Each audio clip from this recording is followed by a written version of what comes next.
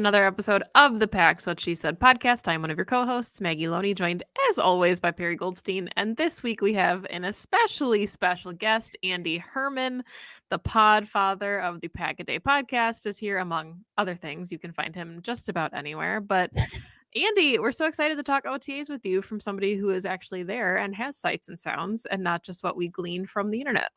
Yeah, well, thanks as always for having me. It's always a freaking blast chatting with you guys. I kind of just want to become the third member of Pax What She Said, if I'm being honest, but I'll take the honorary member for a day today and we can talk about some OTAs.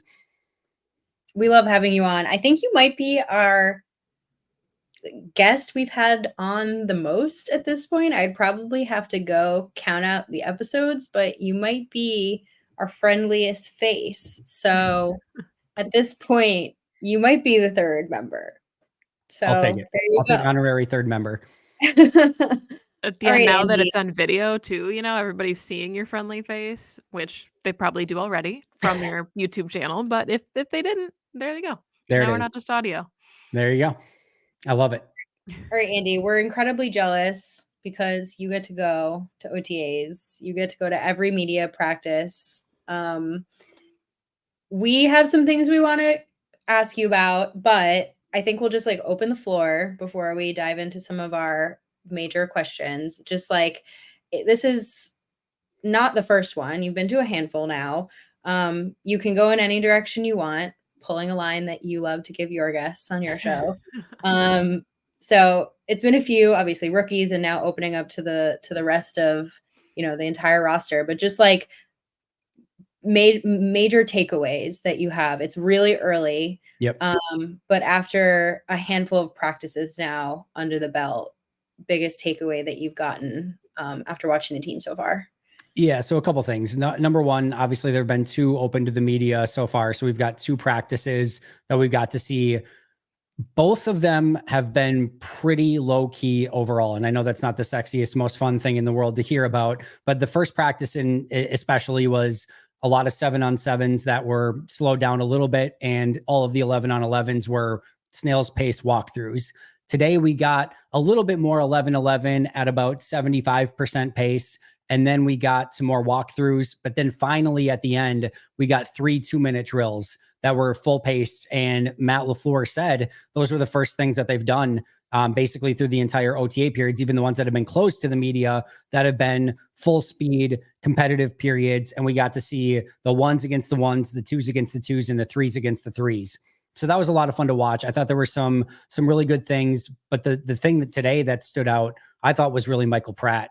I thought he did a really nice job. And Matt was very cautious with how he talked about kind of Pratt afterwards and saying there's still a big learning curve there. And, he's still picking up everything. There's certainly a play where, and Matt talked about his footwork. I remember watching it and he gets back to pass and his feet just die. Like you can just see, he's just stuck in mud and he's kind of going through his progression still. But I guarantee you, Tom Clements is watching that, just being like, move your feet. Like, I'm sure there's those things that he's just thinking through. But he put a really nice drive together and honestly should have been better had it not been for a drop by Malik Heath down at the 8-yard line. He really led him right down the field and had the best 2-minute drill of anyone. Now, obviously, he gets to go against the number 3 defense too, which matters a lot. But I was really impressed by that. After that first practice, even you could see his head was totally swimming and it didn't look like he was really comfortable at all. So to go in there and get that opportunity, the other thing that I really liked about Pratt, you can just tell how much I nerd out about this stuff because we're starting with the third string quarterback. I was watching him prior to the start because obviously the number 2s did their drill first, then the 1s, and then the 3s were getting ready. Michael Pratt, kind of gathers all of his group together and is hyping him up and is patting him on the butt and is dabbing him up and everything like that to get him hyped up and ready to go. Like it just, to me, showed great leadership and, he was really in kind of control of the situation. And as Matt said, he got some help from his receivers at times and other times, of course, they kind of let him down with that big drop at the end too. But I think that was the big one. I think the other thing that's been kind of a big takeaway from the two practices in totality is just the true legitimate competition that we are seeing along the offensive line. I know that we've heard best 5 for forever now, But my goodness, we're seeing like Sean Ryan at left guard, center, right guard. Elton Jenkins has been at center. Obviously, Zach Tom's not practicing, but Andre Dillard's been at left tackle and right tackle. Royce Newman's been at left guard and right guard. Like we have been seeing, Jordan Morgan today was at left guard with Elton Jenkins gone. We've seen just about everyone everywhere at any given moment. And I think this is truly going to be an opportunity for these guys to cross train in multiple positions. And they are very, very much looking for best five.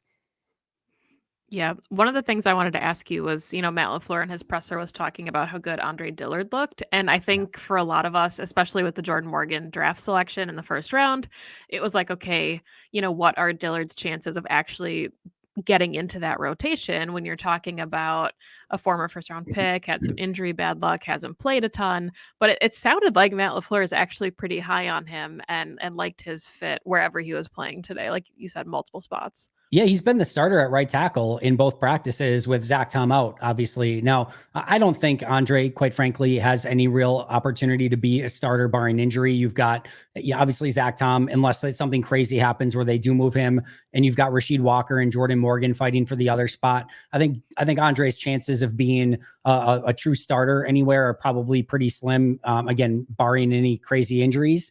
But here's the thing. Andre's a extremely interesting signing and an extremely interesting kind of, path that he's taken up until this point.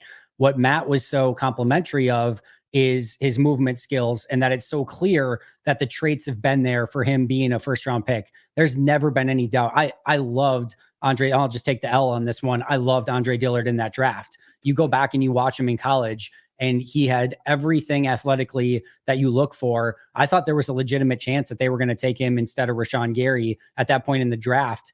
And obviously he ends up going later to Philadelphia. And the situation in Philly does not go according to plan. Jordan Mailata, the rugby player, 7th round pick from his same draft class, completely, goes ahead of him very quickly. The thing with Andre in I think it was year 2, maybe it was year 3. I think it was year 2. He provided a really good swing tackle option and got in there a variety of times and played fine. And then he didn't really do anything his third year. He ends up going, and one of those years he was injured, I think the entirety of the year. Maybe that was the second year. Either way, he ends up getting out of Philadelphia and becomes a free agent. And Tennessee last year gives him this massive contract with $13 million guaranteed and makes him the starting tackle. Dude gets benched 3 times throughout the season. Dude gets benched 3 different times, but it's never been a question of his athletic skill set or his traits. He just hasn't been able to put it together consistently. But what you're hoping for when you sign him to a 1-year minimum deal, his job is to be the new Yosh Nijman. Like if he can just be that is such a huge value add on a 1-year vet minimum deal, where if he can just be your swing tackle, left tackle, right tackle, where he can go in and be fine. Yes, he's going to lose some. He's going to win some. A lot of them are just going to be stalemates, but you don't have to change your offense when he's in there. If he can provide that for them, that is a huge free agent signing for Brian Gutekunst that, like you said, kind of went completely under the radar because it happened right before the draft. But he has certainly looked the part in these first 2 practices, again, from what we can possibly glean from non-padded, OTA practices. But they clearly, he immediately jumped ahead of Caleb Jones, ahead of Luke Tenuta, ahead of their, 6th round pick, Travis Glover, Kadeem Telford, an undrafted free agent from last year. It's not like they're lacking guys who could play tackle, or quite frankly, they could have just put Rasheed at left tackle and Jordan Morgan at right tackle and said, we're just going to go with that. But they put Andre right in that situation. I think that's interesting. And I'm really looking forward to seeing what he can do in training camp and especially in preseason leading up to, those final 53-man decisions. Yeah. This is the time, I think, to make some of the creative lineups. I see you guys tweet out some of these offensive line 5 lineups, and a lot of them make you go, huh. But if you're going to do it, it should be now and in training camp to kind of test these guys and see where they fit. And if one of them, surprises in a spot where you wouldn't expect. Now it sounds like we kind of know Andre Dillard he's a tackle. They're not going to move him inside. That's not what he is. He's here to be a swing tackle. But there's no poo-pooing that. Yosh was incredibly valuable and had a lot of playing time when he was in Green Bay, because offensive line is such an injury prone spot that unfortunately sometimes your starters are not going to play every single game. And to have someone who you can just plug and play, especially at potentially two really important positions who you trust to go in there in a pinch, I mean, that's a big deal. And to your point, Andy, he's in there for like pennies on the dollar pretty much. I wouldn't be surprised if he ended up having to play, hopefully not significant snaps, right? Because that means something happened, but he probably will have to play at some point. And if they trust him to do it, great. And I think the other thing too, if you're wondering like, all right, well, he was a first round pick in Philly. He got every opportunity there. It did not go well. He got a massive contract to be the starter in Tennessee. He got every opportunity there. It did not go well. Why would anyone possibly think that this would go differently in Green Bay? And by the way, you know, both of those teams, you might say, well, Green Bay's got a really good offensive line coach and program. Philly and Tennessee are two, especially Philly is one of the best at developing offensive linemen. And again, the seventh round rugby player had no issues with what the developmental program was in Philly. And he's obviously been phenomenal for them. I think the difference here with Dillard, and sometimes this is what players need, this is it. Like he's not, if he fails out of Green Bay, like there's probably not going to be another opportunity. He got a 1 year vet minimum, $0 guaranteed contract. If you come into Green Bay and with all the talent that you have still, and you fail out of this one, I'm sorry, there just might not be another one. And sometimes guys just need that, you know, wake up call where, yeah, guess what? I was a first round pick. All right. I have every, you know, I'm going to get a ton of leash and I'm going to be able to work with that. And then, it didn't work out in Philly, but I get a huge contract in Tennessee. I can kind of coast by that. There's no more coasting. If it doesn't work out here, again, he may not get another opportunity. Hopefully that's exactly what he needs. And hopefully Green Bay can, you know, really make him what he was meant to be from a first round pick from a handful of seasons ago. Yeah, sticking with the offensive side, I just, you know, I heard Jordan Love talking about, and again, it's a couple days into OTAs, and I don't know if you can remember a whole calendar year ago at this point, but he talked about last year, right? OTAs and the process with rookies and everybody's learning the playbook, and then they go out there this year, and it just feels like night and day, the development of the offense as a whole. Can you like glean any of that from practices this early? Can you tell they're more comfortable, or is it just kind of something that they probably feel not having to be as studious when it comes to like the playbook and learning where they're supposed to be? No, I mean, I think last year the OTAs on offense almost felt like a rookie mini camp because you have a first year starting quarterback. You've got Jaden Reed, Luke Musgrave, Tucker Kraft, like all of these young guys, Dontavian Wicks. And it's just, and I mean, even the second year guys are still only in their second year, in Christian Watson, Romeo Dobbs. It's like, you had some offensive linemen. Obviously, Bakhtiari was still out there, Aaron Jones at running back. But for the most part, there was so many new pieces in new places for that entire offense that it definitely felt like they were just getting their footing underneath them and just trying to figure each other out. And there was no level of cohesion. You could tell the offensive coaches were still trying to feel out who did what well. And now it's like everything is just kind of clicking in place. And again, that doesn't mean anything for the season. They still have a lot of work to do, but you can tell there's a whole different level of trust from Jordan Love to his wide receivers and tight ends, like even, and just the guys like Muscraft. That'd be great if you could combine them into one super tight end. Musgrave looks so comfortable. Christian Watson looks like he's running at full speed, which is amazing. Dobbs is completely comfortable with everything he's doing. Dontavian Wicks looked great today. Bo Melton, I thought, had a really great day today. He was catching everything his way. Like you can just see the level of comfort with those guys. And I think that is absolutely a game changer. And then even like with the number twos, right? Like Sean Clifford last year is running the number twos as a rookie quarterback. Like he was a rookie last year. So just even when you got to it's not like you had, you know, a veteran Joe Flacco running the second team or something. Even that was run by a bunch of rookies and young players. So everything just feels a year ahead of where they were a season ago, obviously, because they are, but it feels even so much more than that because of what these guys were able to do a season ago and how much more they're on the same page at this point. I feel like that's all you can really ask for at this point to practices in, right? Like, can't really expect it, especially like you said, it's felt more like walkthrough and they're not even full go. I mean, they're not in pads yet. Right. So can I ask to that point, just like honing in a little bit, on Jordan Love in his second season? Because I've heard a lot of talk, especially from the coaches, just like, and from the players, honestly, too, just about how he's come in just like with a different poise, a different swagger, just like an elevated version of who he was last season. I think he always stepped into that QB1 role, even from the start of last season. But now this year, it feels like he just is wearing it a lot more comfortably. Are you noticing that in practice too? I mean, to some extent, yes. To your earlier point there, and kind of what you were just saying is he's so calm and collected at all times that it's tough to notice a difference from like even last year, even though it was new and you could tell he was still kind of getting the feel for being the guy. He still was so comfortable in his own skin and just kind of going through everything that you didn't see a nervousness or anything like that. But you, at the same token, you can absolutely see a different level of confidence. Yeah, I think a lot of last year was probably weighing on him too, because no matter what anyone says, I don't think, if you listen back to some of the press conferences around the trade deadline of what, when people were talking about Jordan, because the team was not doing well at that time, Jordan had still not really found his groove. I think Brian Gutekunst's like direct quote was something like, "These final games are going to be really big for Jordan." Like almost like we're still a value. Like the Packers, I don't think knew. I don't think Jordan knew. The fans didn't know. I don't think there was I don't think anyone knew at this point last year of what exactly Jordan was capable of. And the biggest thing that we heard so often from Matt LaFleur and Brian Gutekunst is he's just got to play.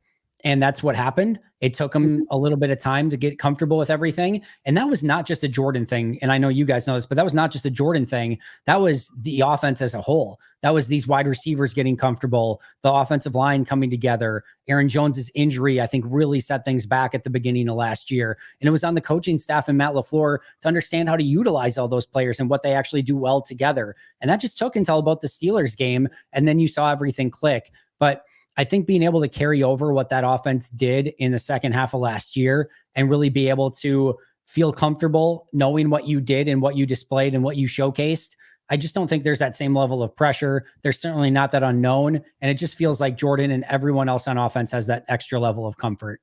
Yeah, I mean, think about where he was last season. Like he's proving he deserves the job, whereas this season, like he's waiting to get a mega deal. Like Yes, those right. are two very, very, very different places to be in. It's crazy what like 365 days makes a difference. I thought you were doing what $365 million can do. Yeah, maybe. But also that. I mean, potentially also that. So. It would only take about an 8-year deal to about get in that conversation to about 356. So yeah, 8 years, 50 mil a year, 400 mil. So yeah, if it's a 7-8 year deal, that he could be in that range. All right, Andy, we talked about the wide receivers a little bit, but obviously we want to talk about Christian Watson and Eric Stokes. Obviously, both of them went to Madison earlier the offseason to get their hamstrings under control. And it sounded like both of them, had really good news come out. Christian Watson talked about, the asymmetry in his hamstrings. Eric Stokes found out that from his foot injury, he was, carrying a lot in his hamstrings. So we're not there, obviously. You mentioned Christian Watson running at full speed, but everything that I've seen and heard from Eric Stokes in the locker room makes it seem like he feels like a new player at this point, too. So, like, how noticeable is that from those two guys? Yeah, they both just look healthy. And we know that's 1A for both of those guys. Like the cliche, lame, whatever, best ability is availability. We can put that in here if we want, but those guys have to be able to find a way to stay healthy in some capacity. And it's not to say that they couldn't have some fluke thing happen and whatever, but you can tell that there's been a concerted effort by the Packers. There's been a concerted effort by both Christian Watson and Eric Stokes to try to get to the bottom of exactly what keeps causing these issues. With Stokes, we kind of found out a little bit more today that it was like sort of his foot injury that leads to all of the soft tissue stuff, which makes sense, right? Anytime you have one injury and you overcompensate for it, then something else gets overworked and then you strain that and then pull it and whatever. And that sounds like it kind of is exactly what happened with Eric Stokes.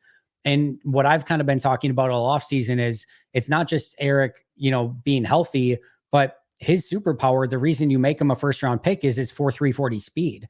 I mean, he's no matter what, he has to find a way to become a more technically sound corner just in general. But like, if all of a sudden you're like a 4.6 40 guy, like you better make sure your technical is at its top, because you're not going to be able to catch up and play those guys with speed like you want to and like you're accustomed to. And if he is back to anywhere near full speed, that is such a huge win for Stokes and certainly a huge win for the Packers, because he needs, I think he needs that superpower, especially as he kind of works back into the rotation. He's been the starter opposite Jair in both of these practices that have been open to the media, which I quite frankly was a little bit surprised by. I thought there would be more of a rotation there between Carrington and Eric, or maybe just like one day was Carrington and the next was Eric. And who knows, maybe in all of the ones that we were not privy to, maybe Carrington was working with the ones on those days and we just don't have access to that information. But from what we do know, 2 practices open to the media, both of those days, Eric Stokes was a starter opposite Jair. So that's telling to me.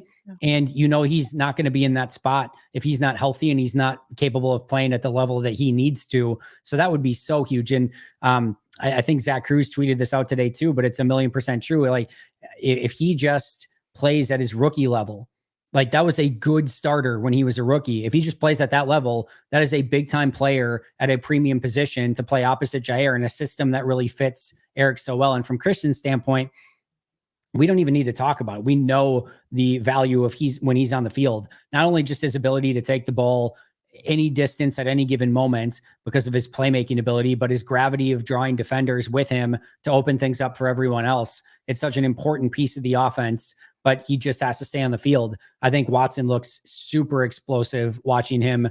And he talking about a player that is having a level of comfort, and like he looks so loose and like by far in a way more loose and easygoing than I have ever seen him in the past. Like he was messing around today with Josh Jacobs after a play, and it looks like he feels extremely comfortable right now. And I got to think it's partially to do with the fact that he's feeling a lot healthier.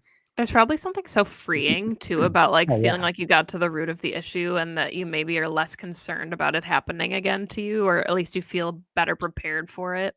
Well, I mean, anytime you go to the doctor, like obviously you don't want like a catastrophic fatal diagnosis, but one of the worst things that you can have happen is you go to the doctor and they're like, I don't know, like we're not sure what's going on with you. Like that's the worst feeling. You just want to know what's going on and how can I go about fixing it.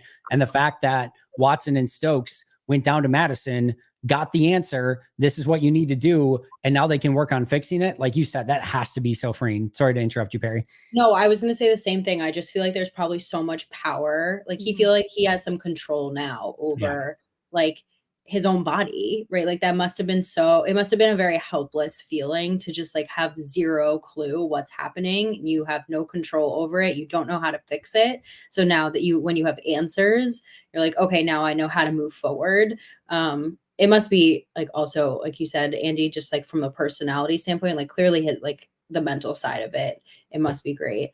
I want to talk about Stokes, what you said about Stokes really quick, because Maggie and I just had a mailbag episode where somebody asked us, like, if you had to like guess who would CB2 be going into the season. And when we were discussing it, like I actually would have said Carrington Valentine.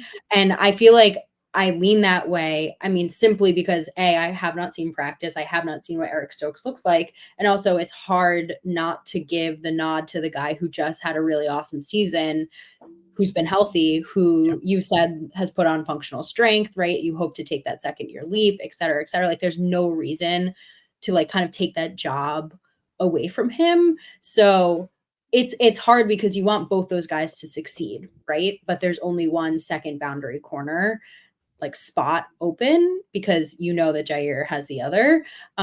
So again, I'm pumped to hear that Stokes looks good, that they're putting him in that opportunity. And I'm sure part of it comes with like, hey man, you got to get caught up almost a little bit because he's like basically 2 seasons behind. And to your point, they're probably going to have Valentine like have plenty of reps there as training camp goes along. But that to me is like a big red circle of just like, what the heck are they going to do come season if they have 2 healthy, very like, like ready-made boundary corner. It's like a good problem to have, right? Like we're happy about it, but I mean, what does one do with 3 like great boundary corners. Like you said, it would be a great problem to have. But I think we also have to take ourselves, and we'll see how Jeff Halfley operates. But I think we have to a little bit take ourselves out of the Joe Barry mindset of like, well, there's just going to be one guy that's like, I think Jeff Halfley is going to be more apt to match personnel, meaning there could be games where maybe Eric Stokes is the right corner to play. And I'm not saying the right side of the defense, the correct corner to play against a certain wide receiver and a certain game plan that they have. In other games, it might be Carrington Valentine. In some games where they're facing Patrick Mahomes, or obviously not this year, but until they play in the Super Bowl, if they're playing the right quarterback in certain situations, we might see Jair in the slot and obvious passing downs and Eric and Carrington on the outside in those situations. So with Joe, it was so much, well, yep, going to have this guy here, this guy here, this guy in the slot, and it's going to be in those two guys deep at safety. It's going to be the same thing over and over and over. I'm hoping with Jeff, we see a little bit more, hey, this personnel situation makes sense for this, so we're going to do this. And then next week, it might be something totally different. You're so right. Yeah, I wanted to stick in the secondary and ask you, one, I want to get to the safeties, but really quickly while we're talking about the corners, I saw today that Corey Ballantyne was taking some snaps at nickel. So I was just curious if that's something that he'd done in training camp that maybe we weren't as aware of last season, or if this is like something new for him specifically, and if anybody else was really kind of mixed in there with Nixon, or if Ballantyne was the guy. I did not personally see Ballantyne today, but I did see him at the first practice in nickel with the twos. And I think he did rotate maybe in a little bit with the ones in that practice as well. But I did notice it in that specific practice of like, oh, that seems different because he's primarily been a boundary guy, and how much that stays that way. I don't know. Maybe that's just, again, just like the offensive line where Sean Ryan's getting some reps at center and things like that. Maybe they're just trying some things. Could it work? Could it not work? We'll see. But it's definitely interesting because, like you said, I don't recall it from last year if he did any of that in camp or in OTAs. I mean, last year at this time, that's a guy that's just trying to make any sort of name for himself whatsoever. It was considered a special teams guy at best. And then, of course, had that really nice stretch of games in the middle of the season where they won a bunch against some of those high-powered offenses. And he was starting as an outside corner. I think he's such a great piece to have as you're like, when you talk about a guy that's like a perfect number 5, number 6 corner, like Corey Ballantyne is literally like the definition of it, because not only is he a core special teams guy that can do so much in those situations, but he also has the ability to place him on the outside. Now they're getting him some reps in the slot. Like, you just want somebody that you can, again, kind of like we were talking about with Andre Dillard earlier, can he just go in and you don't have to change anything? You don't have to overcompensate for a guy that just can't hang in a certain situation. There were times, with Jared Bush, for example, great special teams guy, but all of a sudden you'd get on the field as an emergency corner and you're like, oh, that some of these things are not going to go very well. And you would get nervous about it. With Corey, you have the ability to have him be that core special teamer, but also he gets on the field at corner and you're like, oh, they can survive a handful of games if they need to with Corey out there, because we literally saw it a season ago. Yeah. Have you been able, like, it's interesting hearing like the way they're moving guys around and putting them in different positions. And it's hard to like say, oh, well, it's just OTAs. They're kind of like just testing the waters out. And this is like what they do in OTAs versus like, oh, it's Jeff Halfley and he's the new guy, like it's like, I'm sure it's somewhere in the middle, but I mean, it's hard. I'm sure it's hard to like glean either way. Like, I'm sure he's not showing is he showing anything? I mean, you can definitely see a difference. There was a lot today where I was watching where they're disguising, they're in a too high safety look, and then Xavier McKinney will bail out and Anthony Johnson Jr. will come and be a box safety. Sometimes it's vice versa, but they're definitely trying to disguise it, and they're definitely not, trying to tip their hand and then show something different post snap, which is great. Those are the things you want to see. Definitely saw corners mixing it up at the line of scrimmage where they would show man coverage and then play some zone, or vice versa. So you definitely see some of that disguising going on, and you're definitely seeing a little bit of a different flavor of defense. Now, it's still overall very vanilla. We're not seeing anything super exotic or anything like that. You did see one really, I think, unique blitz by Adrian Cooper, and you saw his speed just completely, show out, and you just saw him fly through the middle of the line. You're like, oh, yeah, that's different. And all of a sudden he was in, Jordan Love's face within a millisecond. And I don't know if Love would have got it off in a game, but he got it off to Jaden Reed in the practice. But overall, you're seeing some of that stuff. And to your point, Perry, you try not to, like, Anthony Johnson Jr. is playing a lot next to Xavier McKinney right now.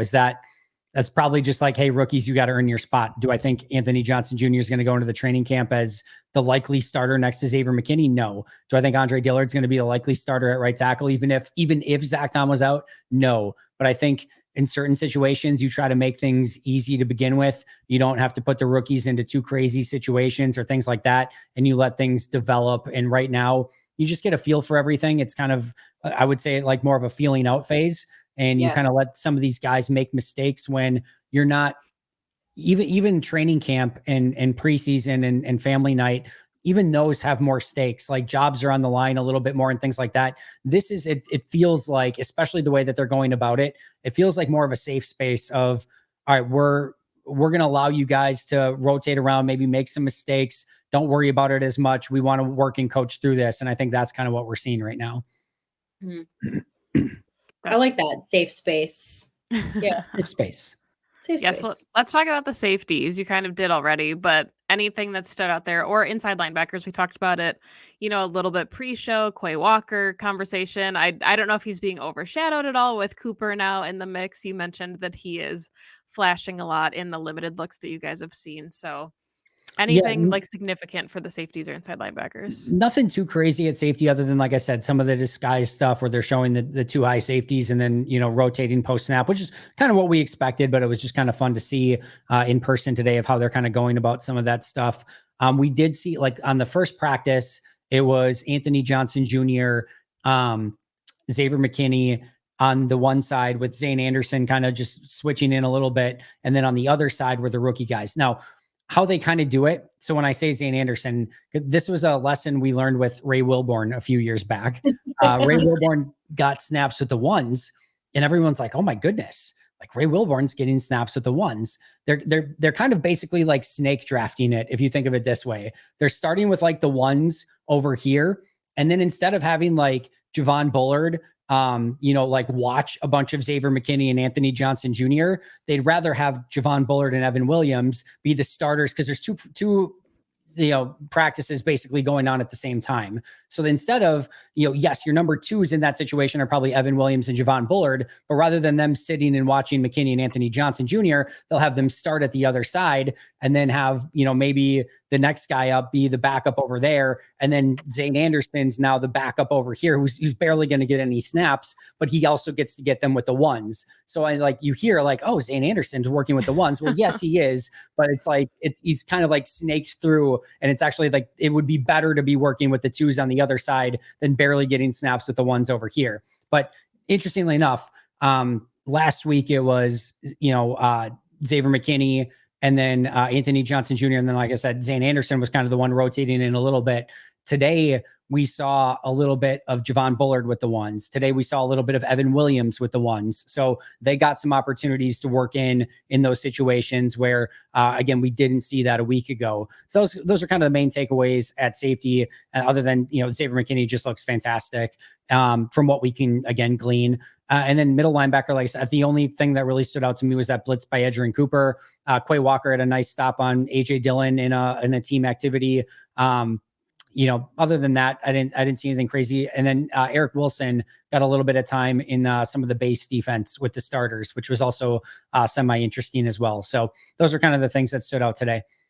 Yeah, I think we're going to see the safety position shake out over the course of training camp and the preseason. Like, to your point, Andy, I appreciate the sentiment of like rookies got to earn it.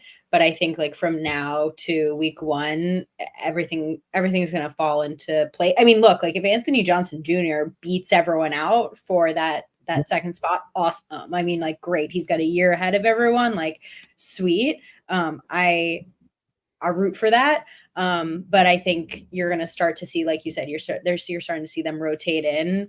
I think you're going to start to slowly see Javon Bullard kind of take over that role over the course of the summer.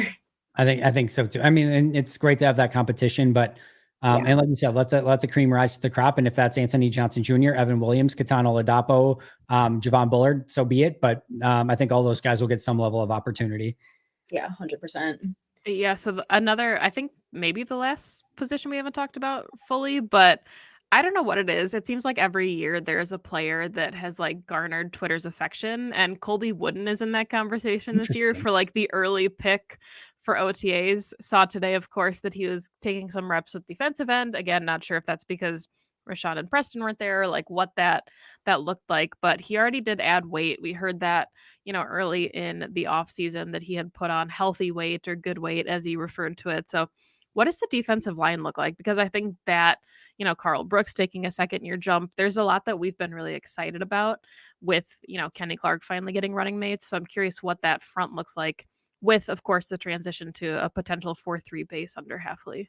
Yeah, first of all, on Wooden, that was my one question for Matt today was Colby's working on the outside at defensive end. Was that just due to because Rashawn Gary was gone, Preston Smith was gone, and then LVN was, of course, injured with the broken thumb thing. So they were definitely low on numbers. So I'm like, is that a low on numbers thing, or is that something that you think he could potentially do in games? And he's like, he basically said a little bit of both, that they do definitely think he has the versatility to play a little bit out there, but also it had something to do a little bit with the numbers today as well. But I thought he looked good doing it. I didn't think it was anything that felt like, oh no, that seems weird or anything. Like he felt like he fit there.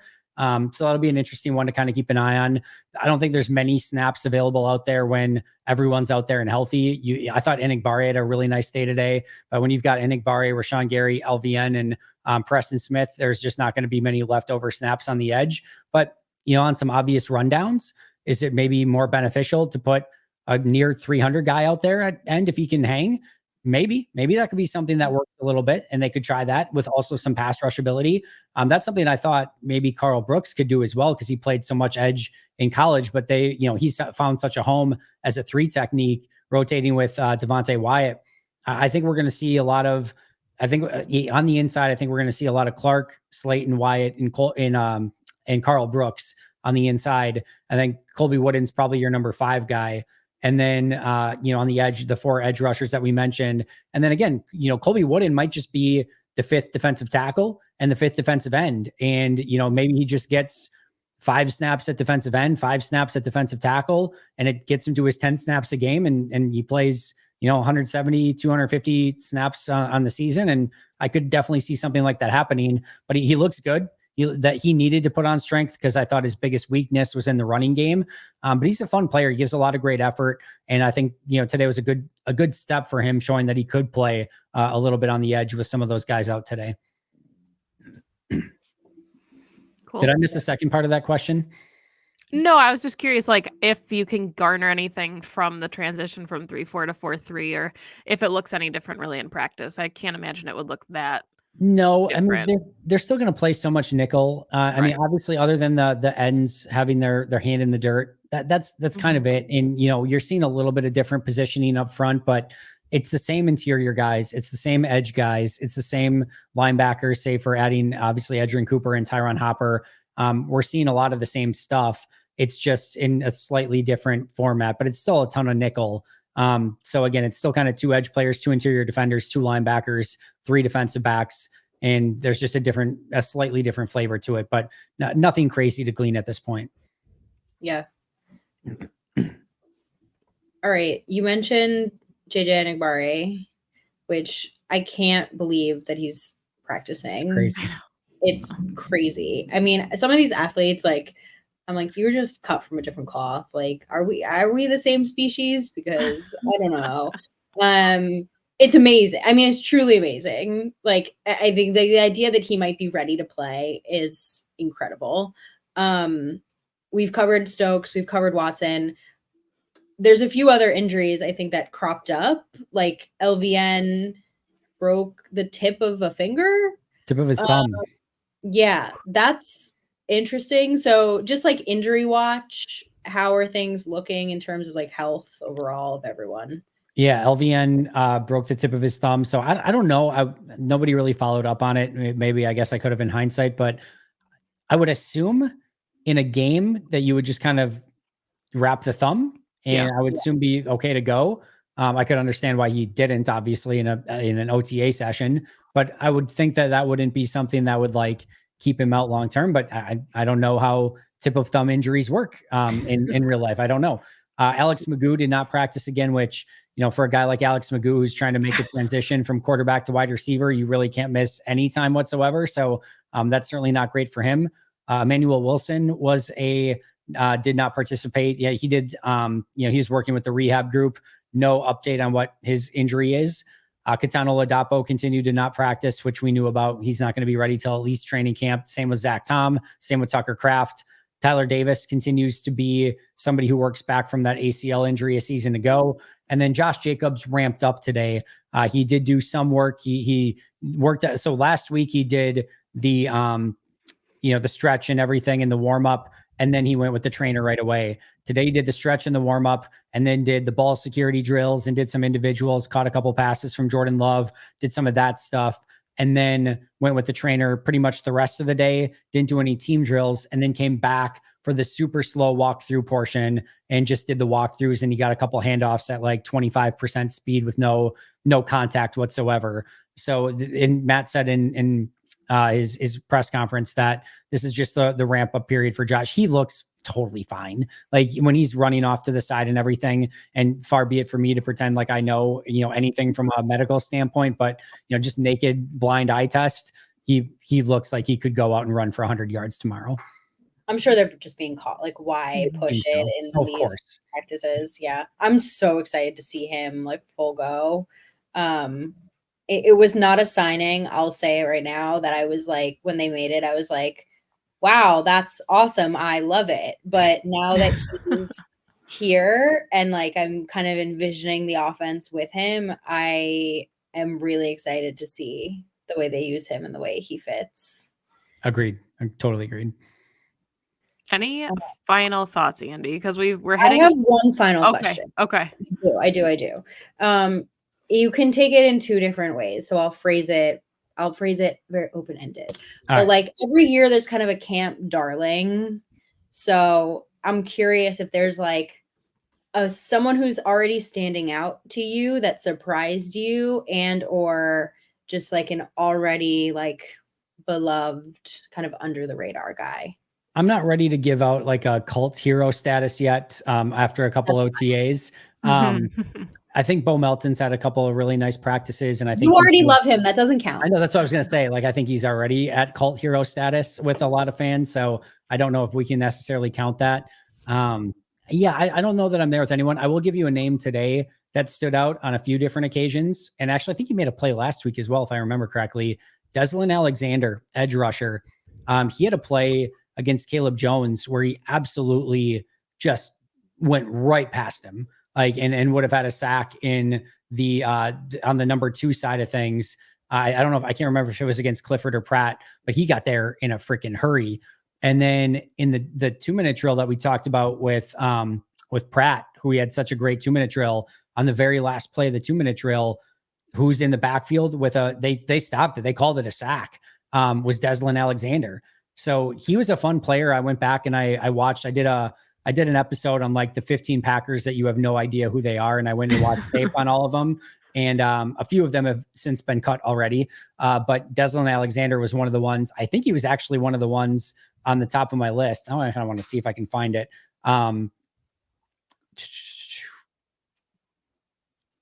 Packers, you don't know. Where was he on my list?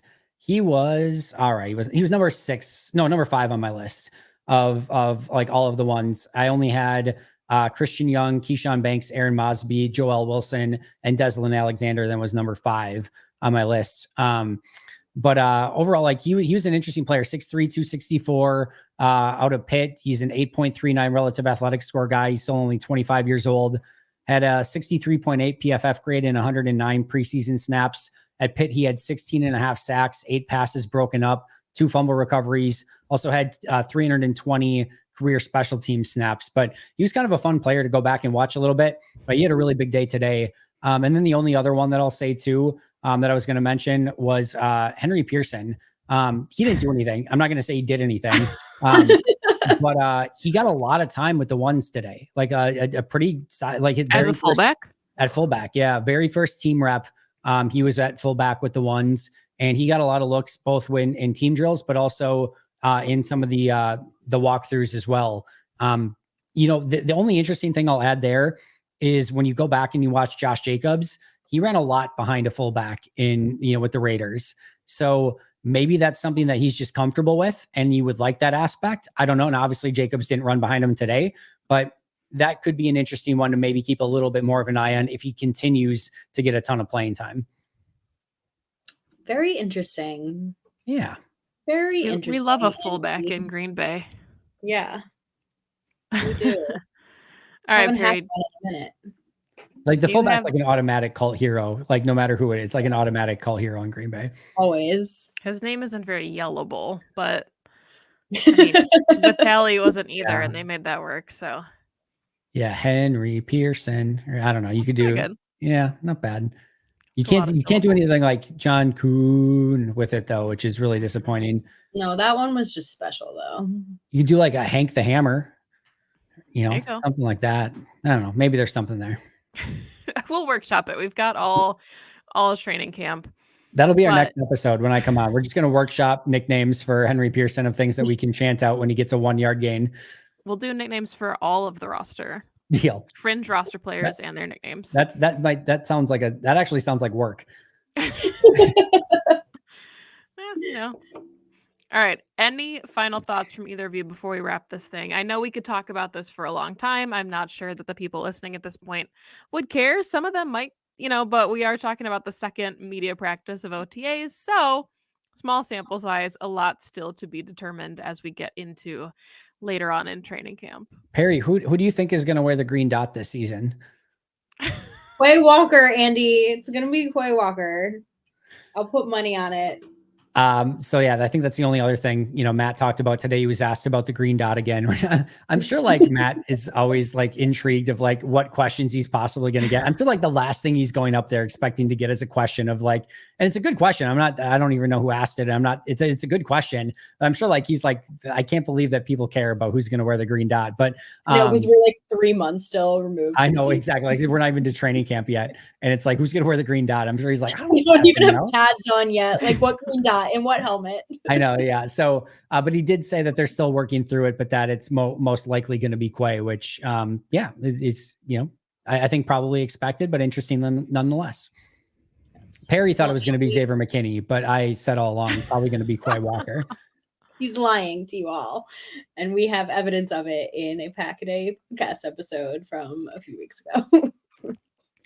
Andy, this was so fun. Thank you for coming on. We'll have to have you on again once or a few more practices into training camp and get some more sights and sounds from our man on the ground. Some more nicknames. You know it's an Andy episode when we start with Michael Pratt and end with Desmond Alexander. Like that is like the ultimate Andy episode. We start with Michael Pratt, end with Desmond Alexander, and everything in the middle doesn't even matter. We're gonna have to tell our listeners to like please listen for just like a little bit longer than normal to like get to the good stuff. We'll get like 5 minutes. And nerdiness in just a bit. Like just put like a disclaimer on the bottom. Andy's nerdiness will be over and like do a countdown. Oh, man. Well, all right. Tell the people if they don't already know, as they should, but if they don't already know where to find you, where to follow you, all your work, everything. Yeah, you of course can find me on the Pack a Day podcast over on Twitter at Andy Herman NFL. But yeah, follow the podcast and of course make sure everyone's following Pack's What She Said as well, which is absolutely amazing. You guys do incredible work, and I'm very honored to be the honorary third member. You take that, Dusty, Evelyn, Aaron Nagler, whoever else gets, spots on here every once in a while. I'm the third member. Andrew Mertig. Those are fighting words. We'll have like a big block party one of these weeks. That'd be a lot of fun actually to just get all of the rotation in here. But that is all the time that we have for today's show. This has been the Pack's What She Said podcast, all 48 and a half minutes of it at this point. Thank you so much for listening. You can find the podcast on Twitter at PWSS Podcast, Perry at Perry_Goldstein, me at Maggie J. Loney. Please follow the podcast on YouTube, subscribe if you don't already, like the episodes, and you can find us everywhere you find the audio format of your podcasts as well. Returning soon to Cheesehead TV as well. So thank you, and go Pack Go. Go Pack Go.